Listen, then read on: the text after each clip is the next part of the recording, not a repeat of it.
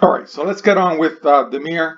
All I've got left to complete this look through Guild of Ravnica is Dimir and is it or is it? I think people pronounce it is it, so I'll call it is it. I'm really excited about Dimir. I think not just Dimir, but I think the Golgari Dimir combination with Emerald Drotha build is something that I'm definitely looking forward to playing.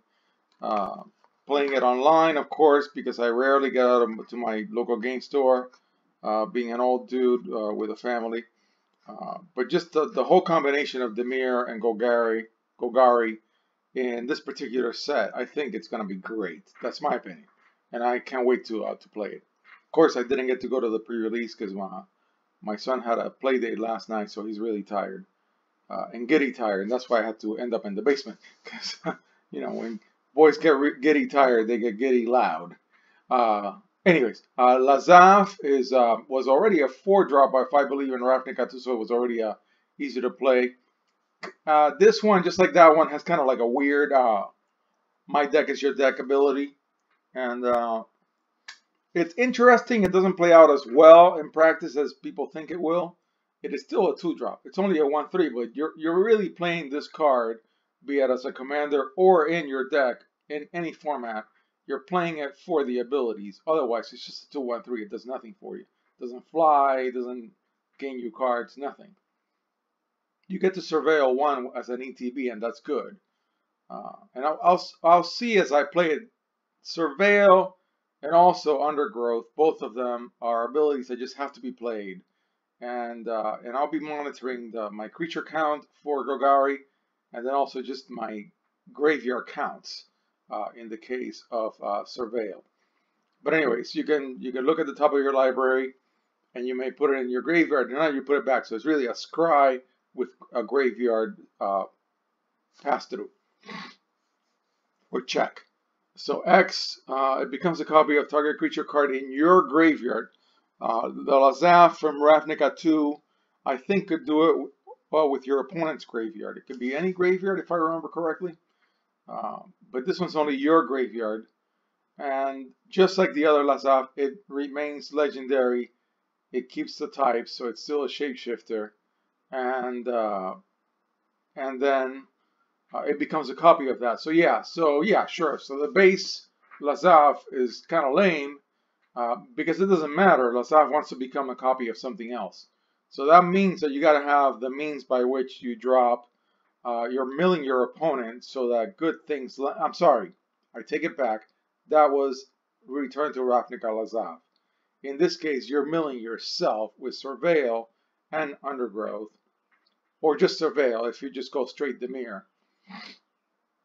And I'm sorry for my bias, but I'm already, having looked through Golgari and Dimir, I'm so excited about the combination of the two that I'm really not looking at each guild separately, and I'm not really planning to play the guilds by themselves. I'm already planning all kinds of builds that are going to be capped by Muldrotha or just constructed Dimir plus Golgari builds, because I think those two guilds in this particular set have a lot of synergy.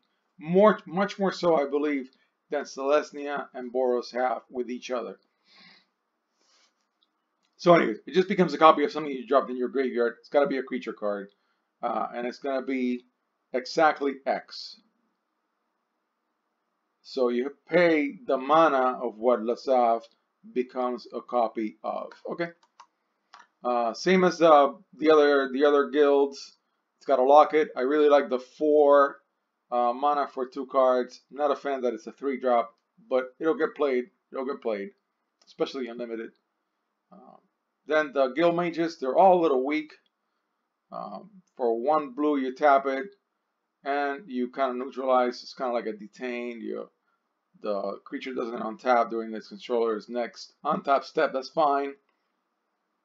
For 2 black, tap it, Surveil 2. That's actually not bad. I really like that at least this one guild mage. So I'm 4 out of 5 going through the guild mages. This is the first one that I don't think is absolutely terrible. I think it's just okay.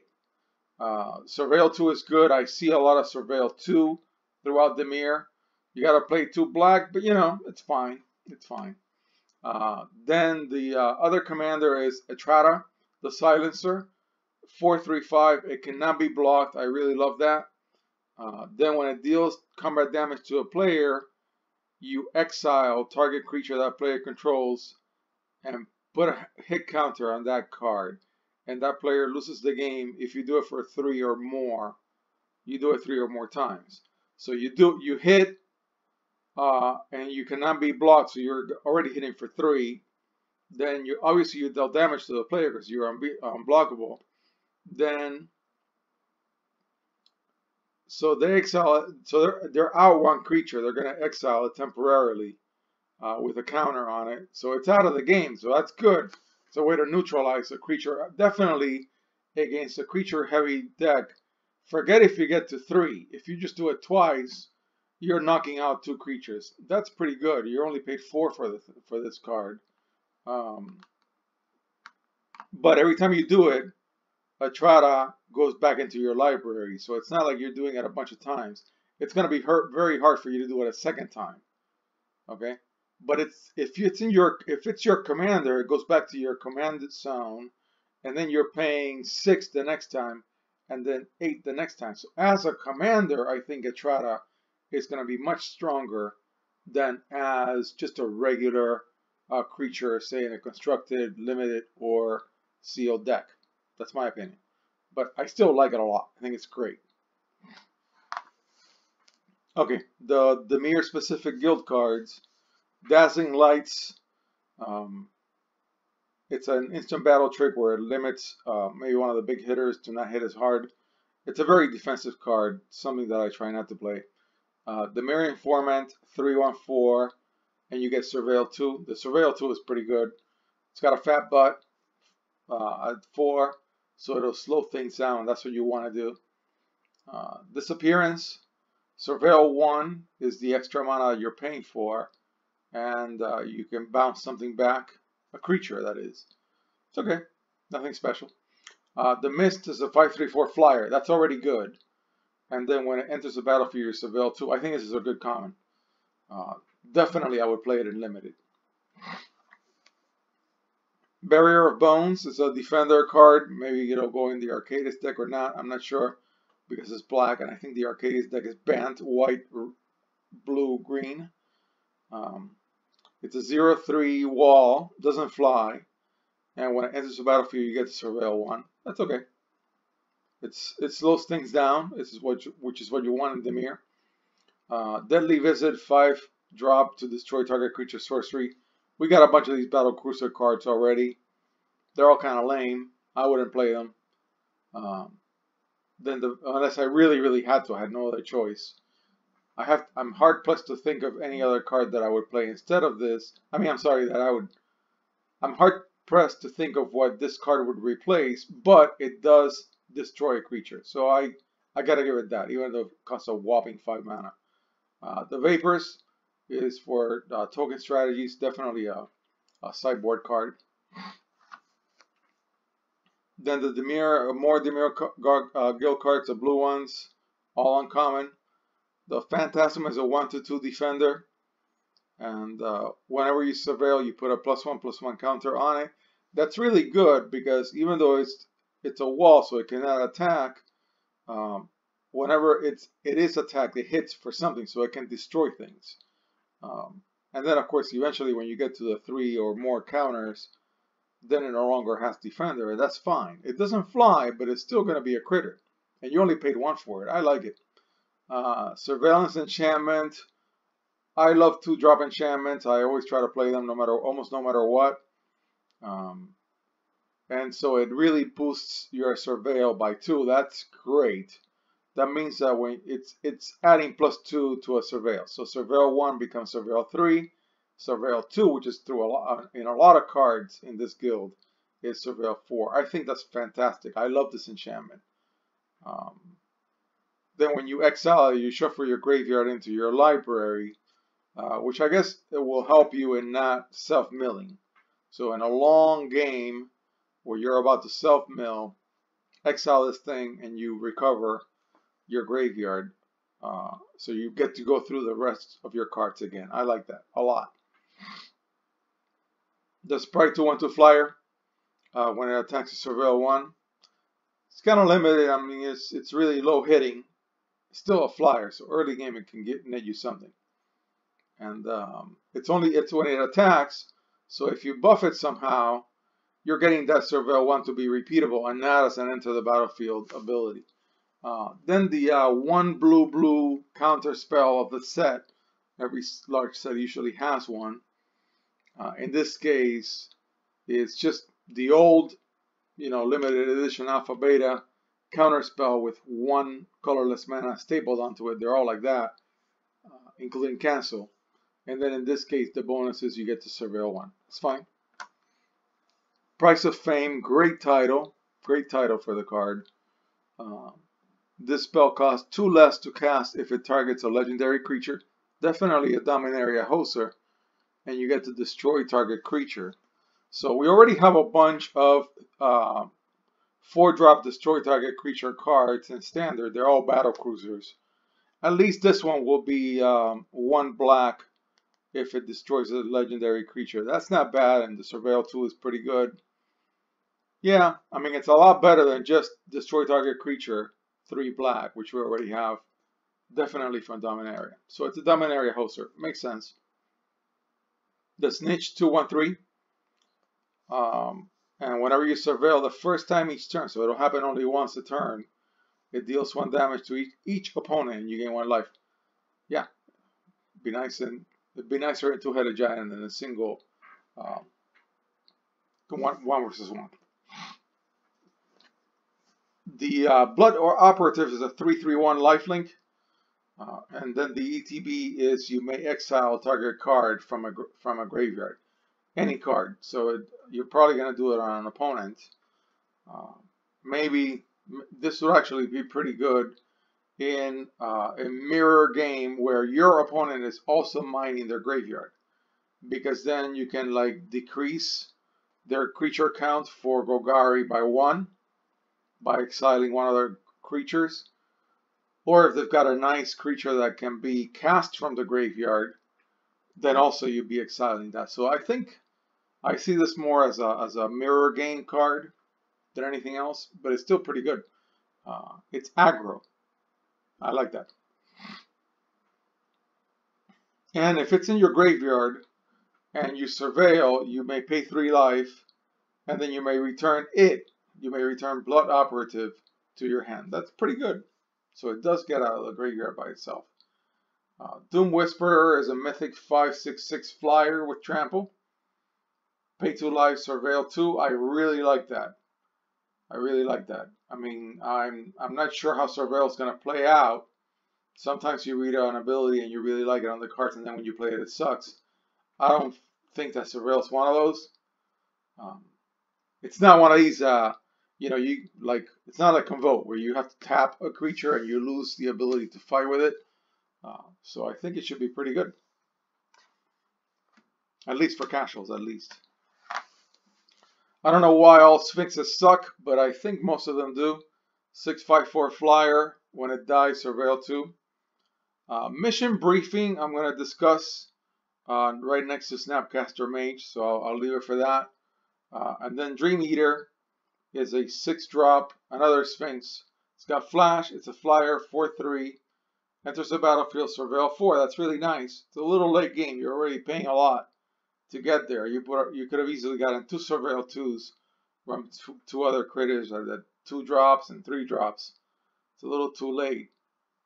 But when you do, you may return target non-land permanent and opponent controls to its owner, and that's fairly disruptive.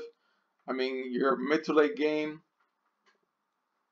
and your opponent's got a Planeswalker that is about to be ultimate the next turn. I think that would be a really good move. So maybe it's a mythic rare. Yeah, it could be very disruptive. So Mission Briefing has been touted as a fixed Snapcaster Mage. Snapcaster Mage is a creature. It's only white, 1 blue. So you have that 1 that can be any color. So you only need 1 blue mana to cast it. Mission Briefing is 2. Now Mission Briefing is an instant. where a Snapcaster Mage is a creature with flash. Of course, it can be cast as an instant. Snapcaster Mage comes in, you cast something from your graveyard, instant or sorcery, with flashback, you just cast it and pay its mana cost. And then you exile the spell that you cast. And then Snapcaster Mage can be a chump blocker. So that's pretty good when you cast it. In the case of Mission Briefing, you cast it as an instant, you surveil 2, which means that you can sort of pick from those top 2 cards effectively what you're going to play if it's not already in your graveyard. That's good. And then this is basically the same thing. I don't know. I mean, I think Mission Briefing reads really strong. It's got that 2 blue mana restriction that makes it worse than a 1 blue, so the 1 of any color and blue. You cannot chump block with Mission Briefing, but you can surveil for 2. In the case of Snapcaster Mage, when you cast it, you have to have whatever you're going to cast with it already in your graveyard. I don't know. I guess we'll find out, but I think Mission Briefing looks very strong indeed. Then the Dimir Guild cards. Artful Takedown. 4-drop instant. You can pick one or both. It's a tapper or something that neuters. Hopefully something that's about to attack. It's already in the combat phase. It's a little too heavy. I wouldn't play it. The Agent 3/3 creature. As long as you surveil this turn, and you're hopefully going to be surveilling every single turn at least once, it gets Death Touch, and whenever this creature deals combat damage to a player, you draw a card. I think that's really good. I would make sure this thing got that. So I don't know if in Limited you'd be able to surveil that many times in a game, or in Sealed, but definitely in Constructed, I would play this creature, and I would make sure I surveilled every single turn. Notion Rain. 3 draw. So this is like a divination. So divination is 2 blue. This one's got one of those colorless mana symbols turned into a black, and it does more because divination only draws you 2 cards. This card is better than divination because you surveil 2. Yes, it deals 2 damage to you, so it's kind of like you get one thing that's better than divination and one thing that's worse. The better one is surveil 2. The rain that deals 2 damage to you is worse. I would take it. I think it's great. I think it's a great card. The Agent 3/3/2 fly with flash, and when it enters the battlefield, you surveil 1. Good for your limited battle tricks. The flash can be really good. You still have to have the mana available for it. Then this cycle, like we've gone through before for the other guilds, of these both colors in the guild, each one doubled, and so that's very restrictive with your mana base. If you've got a crappy mana base, this effectively is a 5 or a 6 drop creature because you're going to be dropping it turn 5 or 6, and you're probably not going to do anything else with your mana. So effectively, it's a 5 or a 6 drop. Flyer and Death Touch Hexproof 3/3 is great. Of course, if it was any less restrictive on the mana, it would be totally busted. I mean, if it was 2 blue black, 3/3 Flying Death Touch Hexproof, it would be amazing. As it is, you gotta work more for the mana, but still a very good card. I mean, all of this cycle of 5 cards, I think, are very strong, and this, in my opinion, is one of the stronger ones. The Spybug 2/1/1 Flying with Menace, and when you surveil, you put a +1/+1 counter on it. That's very good because if and when I build this deck, I'm planning to surveil at least once a turn. So this thing can get big unless somebody immediately kills it. And I would actually, if I was facing this card, I would try to remove it as soon as possible. Because if I'm facing Dimir and say I'm testing my Boros deck, I know, having gone through the cards in the Dimir guild, that I would have built a deck where I'm surveilling every single turn, at least once, sometimes even twice. Then Disinformation Campaign 3 drop enchantment. I already like that. You draw a card, and each opponent discards a card when it enters the battlefield. That's very strong. And then when you surveil, it comes back. So that's good. You can continuously be dropping this. So yes, each time you're playing 3, but each time you're drawing a card and each opponent discards a card. Hopefully you will not be, say, in a table of 3 people with Commander and yourself as a 4th player. Hopefully not the whole table will have graveyard strategies, because then you're actually helping them. So, this is why, even though it's titled Disinformation Campaign, if you're facing people with a graveyard strategy, it kind of becomes an information campaign because you're helping them. But anyways, Thought Erasure, 2-drop sorcery. You look at the target opponent's hand. You choose a non-line card from it. Yeah. Surveil 1. It's okay. It's good. Again, blue-black is a lot worse than 1 black or 1 blue to cast. You need the mana for it, but still pretty good. Alright, the double cards. Discovery, surveil 2 and draw a card for 2. That's pretty solid. Dispersal for 5.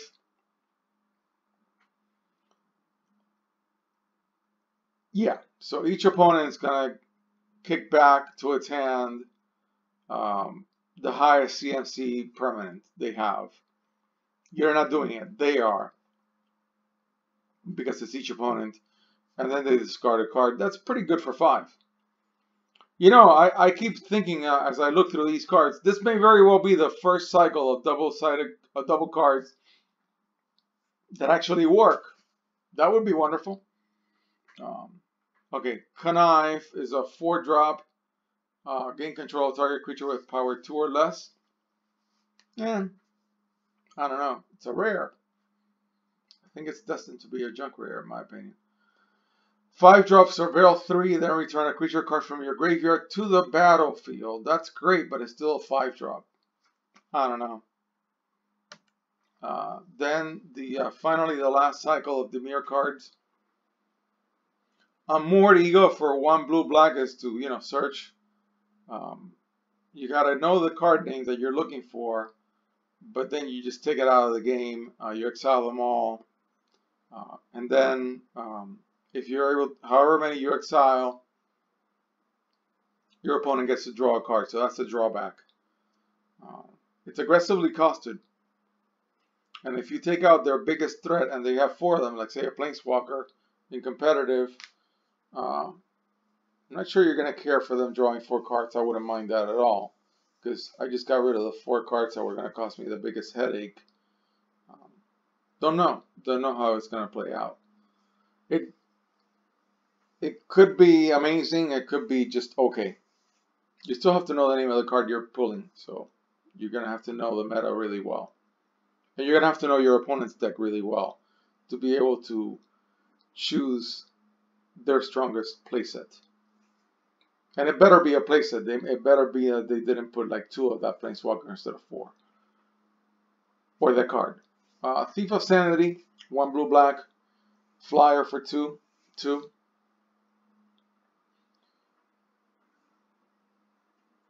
Okay, so this is one of those, you get to do something fancy. So you first have to deal combat damage to a player, and you're not unblockable. So maybe your opponent is on green and doesn't have any flyers. I mean, you're only hitting with a 3/2 flyer, so odds are they better not have any flyers. If they have any flyers, they can counter this, and you're not going to deal combat damage to your opponent. Then you look at the top 3 cards of their library, exile 1 of them face down, the rest into the graveyard, and then as long as the card is exiled, you may look at it, cast it, and spend mana of any color to cast it. I don't see how playable this card. I'm not sure it's going to be that playable. It requires a ton of setup. It's only a 3/2 flyer. I don't think it's going anywhere. The Betrayals a mythic rare, 1 blue black. Exile all cards for all opponents' graveyards. This is really, really powerful because in the mirror, anybody who's playing your graveyard strategy is SOL. I mean, you're exiling all of the cards, all cards from their graveyards. And then if you do it, you cast it for 3 and you have some mana left over, you can cast some of them. That's really good. And then, so you exile this thing after you play it, and the next end step, whatever remains exiled goes to their graveyard. So you kind of, it's a use it or lose it business. I'd have to cast it with a ton more mana than 3. I'd have to have a lot of leftover mana because you're exiling all cards from your opponent's graveyards. So you're going to have great choices for casting, but then you're going to lose that choice almost immediately. Okay, and my voice is really running out. I've only got one more guild to go. I'm going to take a little break and then do that other video.